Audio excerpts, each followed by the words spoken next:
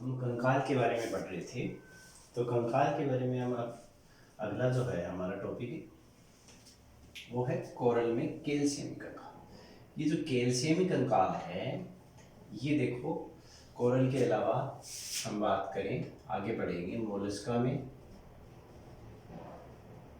और जो स्टारफिश है उसके अंदर।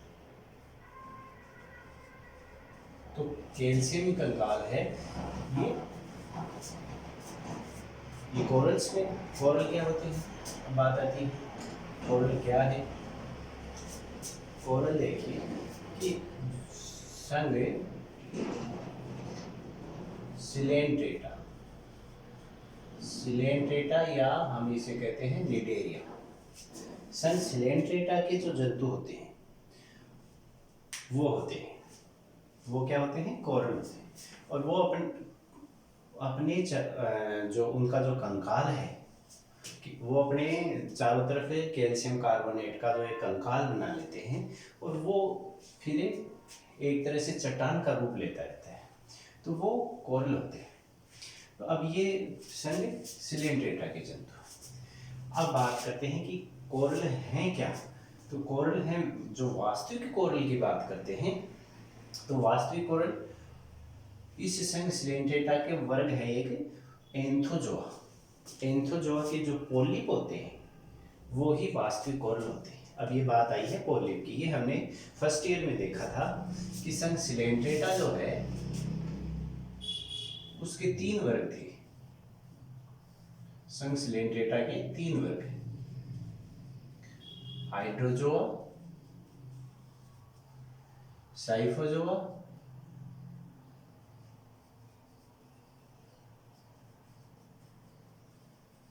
और एंथोजोआ। 3 वर्ग हैं। तो ये जो तीनों वर्ग हैं इसके अंदर जीव हैं, जो जंतु हैं उनकी विभिन्न फॉर्म है, रूप है। और वो फॉर्म है कैसे कि 2 रूप में सामान्यतः जंतु मिलते हैं। और वो रूप या फॉर्म जो हैं वो हैं, एक तो है पोलिप और एक है मेडुसा। तो इस प्रकार से हम कहते हैं कि जो सिलेंट्रेटा के जंतु थे उनमें पॉलीमॉर्फिज्म पाई जाती है, बहुरूपता पाई जाती है, मतलब अलग अलग रूप है, एक रूप ये है एक रूप ये है। अब इन रूपों में क्या अंतर होता है कि जो पोलिप रूप होता है वो स्थायी रूप है, मतलब गतिशील नहीं होता है, जबकि ये मेडुसा जो है वो गतिशील, स्थिर, स्थायी स्थिर रूप है और ये गतिशील रूप है तथा लैंगिक प्रावस्था का रूप है। और जो पोलिप है वो अलैंगिक प्रावस्था का रूप है। तो इस प्रकार से ये 2 रूप थे, ये 2 फॉर्म हैं कि सिलेंट्रेटा में पाई जाती है। तो जो एंथोजोआ वर्ग है, ये एंथोजोआ वर्ग है, इसके जो पोलिप होते हैं वो मेनली क्या होते हैं, वो कोरल होते हैं। अब ये जो इनके जो बाहर है हम कहते हैं कि कैल्शियम कार्बोनेट का जो कंकाल है वो पाया जाता है। अब ये कैल्शियम कार्बोनेट का कंकाल का श्रावण कौन करता है, इसकी जो एपिडर्मिस है उसके द्वारा होता है। और एपिडर्मिस में जो ये जो कैल्शियम कार्बोनेट का जो कंकाल का श्रावण करने वाली जो कोशिका है उसे कैलिकोब्लास्ट कोशिका कहते हैं। कोरल का कंकाल 2 प्रकार का होता है। पहला आता है कोरिलाइट। अब कोरिलाइट क्या है, एकल कोरल का कंकाल है, ये सिर्फ एकल कोरल है और इसकी जो आकृति है वो यूं कह सकते हैं कि यूं प्यालेनुमा आकृति है।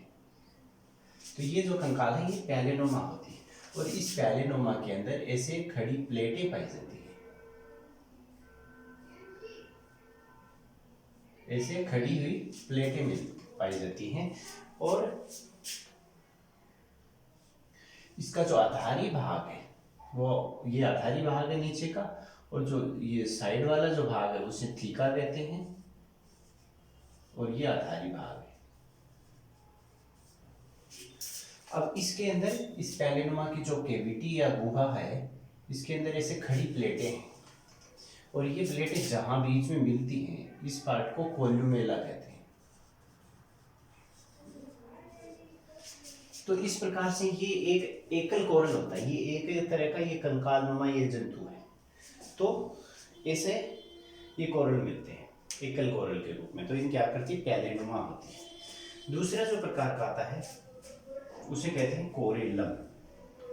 ये क्या होता है, निवही कंकाल। निवही कंकाल कैसे हुए कि अनेक कोरेलाइट के मिलने से कोरेलम बनता है। अनेक कोरेलाइट के मिलने से कोरेलम बनता है।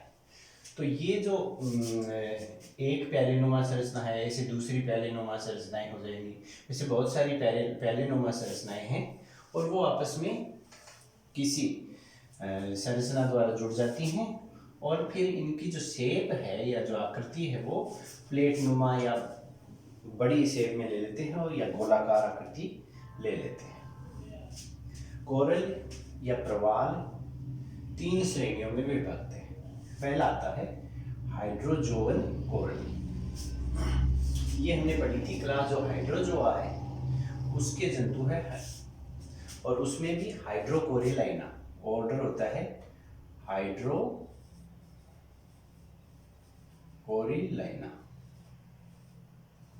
हाइड्रोकोरेलाइना के जो जंतु हैं वो सामान्यतः हाइड्रोजोअल कोरल होते हैं, जैसे मिलीपोरा, डिस्टिकोपोरा, स्टाइलेस्टर। इन जो जंतु हैं इनका जो पॉलिप है, जो रूप पॉलिप जो फॉर्म है वो दो प्रकार में मिलती है हमें, गेस्ट्रोजोइड के रूप में और डेक्टाइलोजोइड्स के रूप में ये पॉलिप मिलती है। दूसरा जो श्रेणी है कोरल्स की वो है ऑक्टाकोरेलियन कोरल। ये क्लास एंथोजोआ के जंतु हाँ ये ऑक्टाकोरेलियन कोरल बनाते हैं, जैसे एल्साइओनियम है, हेलियोपोरा है, गार्गेनियम है। तीसरा प्रकार की श्रेणी आती है हेक्साकोरेलियन कोरल।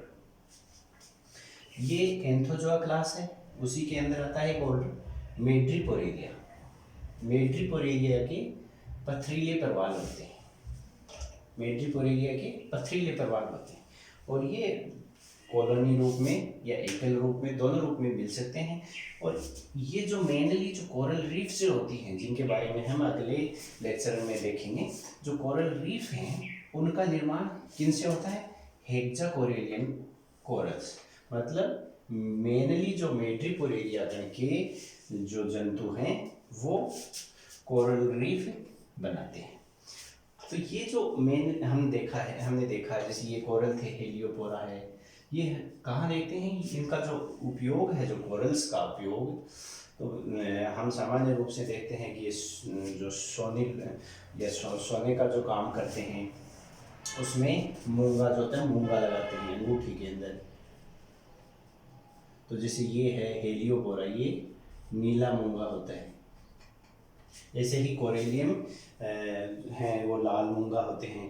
तो ये इस प्रकार से ऑर्नामेंटल के रूप में इनको लगाया जाता है। तो हम अब आगे का जो हमारा टॉपिक होगा वो होगा कि कोरल रीफ हैं, उनका निर्माण हुआ और वो कोरल रीफ कितने प्रकार की होती हैं।